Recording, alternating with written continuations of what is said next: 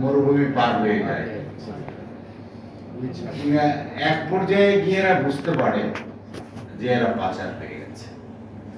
এরা ইটালিতে আর যেতে পারছে না, এরা জাপানে যেতে পারছে না, এরা মালয়েশিয়া যেতে পারছে না, বা এরা অস্ট্রেলিয়া যেতে পারছে না।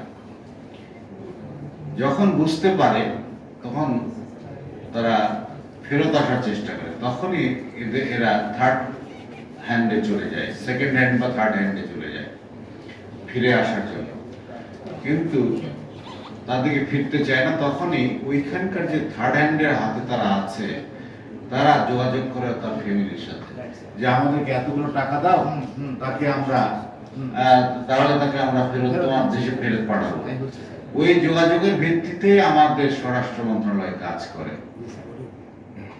যখন আমার স্বরাষ্ট্র মন্ত্রণালয় জানতে পারবে, আমার পুলিশ ডিপার্টমেন্ট জানতে পারবে, আমাদের ওই মেকানিজম আছে, সেটা কোথায় থেকে এটা হয়েছে সেটা আমরা আইডেন্টিফাই করে দিতে পারবো।